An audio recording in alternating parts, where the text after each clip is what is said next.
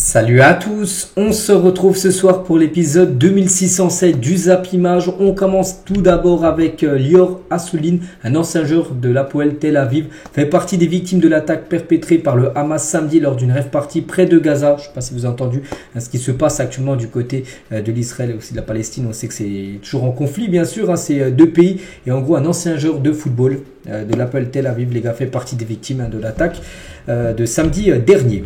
On va parler de Moridio après le jet de pétard. Moridio, c'est le gardien de Clermont qui a subi un jet de pétard. C'était avant-hier lors du match entre Montpellier et Clermont. Il a dit difficile de trouver les mots au lendemain de ces événements. Après les nombreux messages que j'ai reçus, je tiens surtout à vous rassurer, je vais bien. Et je reste extrêmement choqué de l'agression que j'ai subie avant-hier. Je ne fais pas du football pour avoir peur sur un terrain. Je fais ce métier car jouer au foot est ce que j'aime le plus au monde. Donc on peut comprendre bien sûr qu'il est encore choqué. Donc actuellement il est bien du côté du Sénégal parce qu'il a été convoqué bien sûr par le sélectionneur sénégalais pour les 2 prochains matchs du Sénégal. Mais voilà, il est toujours extrêmement choqué. N'oubliez pas, j'avais parlé à midi les gars que risque gros à Montpellier, celui qui a balancé le pétard, parce que Montpellier pourrait perdre le match sur tapis vert alors qu'il gagnait le match quand même 4-2 alors qu'il restait une poignée de secondes. Et surtout il pourrait perdre aussi des points au classement, l'équipe de Montpellier, par rapport à cette affaire. On revient aussi sur ce que j'ai parlé à midi, sur ma chaîne principale, mon Zeddy. J'avais dit que des joueurs d'une équipe brésilienne étaient rentrés avec des chiens. Et ce que je n'avais pas dit, les gars, ce qu'on a su, c'est que tous les chiens ont trouvé un nouveau foyer après la rencontre. Parce que toute l'équipe était rentrée avec des chiens pour que les supporters, enfin ceux qui voulaient, adoptent bien sûr les chiens. Et tous les chiens ont été adoptés à la fin de la rencontre. Donc c'était une réussite totale, on peut dire. Ce qu'a tenté l'équipe brésilienne pour adopter les chiens. Adel Tarabat sur son passage à l'AC Milan, il a dit malgré la présence de Kaka, Robinho, El Shaarawy ou même Balotelli, j'étais le plus fort. Je n'ai jamais compris pourquoi je n'ai pas été acheté. Je me suis ensuite perdu et je suis tombé dans la dépression. Voilà ce que dit l'ancien joueur, je crois, Tarabat, je crois que c'était un joueur marocain qu'à l'époque, malgré qu'il avait quand même Kaka, il y avait Robinho, Balotelli à côté de lui. C'était bien sûr des très grands joueurs, mais pour lui, il se sentait le plus fort de l'équipe. Mais après, ça a été un peu délicat, on va dire, la suite de sa carrière. Puis après, il est tombé totalement dans la dépression. Les équipes ayant remporté tous leurs matchs parmi les 10 championnats européens principaux, le Fenerbahçe et le PSV, c'est simple, 8 matchs pour eux et 8 victoires. Je vous parle en championnat parce que le PSV, par exemple, en LDC, on sait, ils avaient pris un 4-0 contre Arsenal. Mais petite info concernant le PSV, parce que le prochain adversaire du PSV, c'est Lens, un sacré défi pour le Racing Club de Lens qui affrontera le PSV lors de la prochaine rencontre de LDC. Ça sera quand on sera demain, ce sera mercredi, mais dans 2 semaines. Donc là, dans 15 jours exactement, ça sera un match entre le PSV et l'équipe de Lens. On va parler des joueurs du Real Madrid ont reçu leur nouvelle voiture, nouvelle BM par exemple, pour Vini Junior, parce que vous savez, peut-être pour ceux qui ne savent pas, je vais vous le dire les gars, quand tu es footballeur et surtout quand tu joues dans une grosse équipe comme le Real Madrid, donc tu as des partenaires. Donc avant le Real est avec la marque allemande Audi et maintenant ils sont avec BMW. C'est simple, tous les joueurs ils avaient un catalogue et ils choisissaient la voiture qu'ils voulaient. Et du coup Vini, on peut voir qu'il a reçu cette magnifique voiture, je ne sais pas c'est laquelle, de BMW. Donc voilà, tous les joueurs, donc là une photo de Vini, mais tous les joueurs du Real Madrid ont reçu bien sûr une nouvelle voiture. Tiens, toujours du côté de Madrid, lui, il en a reçu à l'époque des voitures, puis le même, il peut s'en acheter plein. C'est Cristiano Ronaldo, un petit rappel de Ronaldo, ses stats du côté du Real Madrid, c'est quand même exceptionnel. Il a joué 438 matchs pour 451 buts, voilà, plutôt dans ce sens-là. Voilà, ce qui rend la stat encore plus folle parce qu'il a marqué plus de buts que de matchs joués. Cristiano Ronaldo, légende totale bien sûr du côté du club madrilène. Regardez le top 10 des joueurs de moins de 21 ans ou moins avec la plus grosse valeur marchande. Et devinez quoi, la Liga est à l'honneur avec 5 pépites qui brillent au Real Madrid et au Barça. Parce que le premier, c'est Jude Bellingham. Bellingham, les gars, il a actuellement 20 ans, je crois, 20 ou 21. Bref, donc il coûte 120 millions d'euros, c'est sa valeur actuelle sur le mercato. Jamal Musiala, joueur du Bayern Munich, c'est 110 millions d'euros. On peut voir Pedri, Gavi, Camavinga. Tiens, on peut voir un Français dans le top 10. Camavinga, la 5e position, 85 millions d'euros. Il coûte Camavinga actuellement. N'oubliez pas que le Real a acheté 30 millions d'euros en 2021.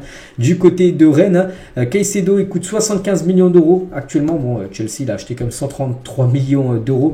Vardiol, c'est 75 millions d'euros. Tiens, le Parisien Nuno Mendes, sa valeur actuelle, c'est 65 millions d'euros pour le latéral gauche portugais. Samir Nasri aurait été violemment pris à partie par un supporter d'Arsenal pendant le match face à Manchester City. Souvenez-vous, il y avait City Arsenal, c'était dimanche, et l'individu aurait insulté pendant de nombreuses minutes le consultant de Canal+ sans que la sécurité n'intervienne. Il aurait ensuite déclenché une bagarre avant de se faire exclure du stade. Samir Nasri aurait été très secoué par cet événement. Certains n'ont pas digéré son départ d'Arsenal pour Manchester City en 2012.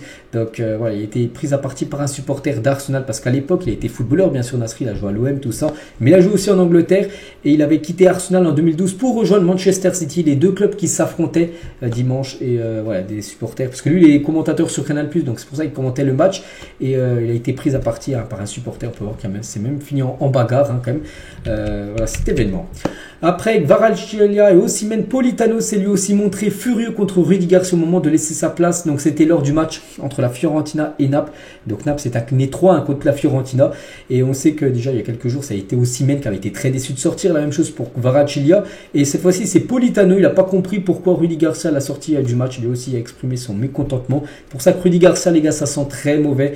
La suite de sa carrière de coach du côté de Naples, ça sent tout simplement le licenciement. Surtout là, on est en trêve internationale. Donc Aurelio De Laurentiis, le président de Naples, aura du temps à pas mal de temps pour trouver le nouveau coach, et on annonce peut-être Igor Tudor, le nouveau coach de Naples. Donc voilà ce qui se passe actuellement du côté du dernier champion d'Italie.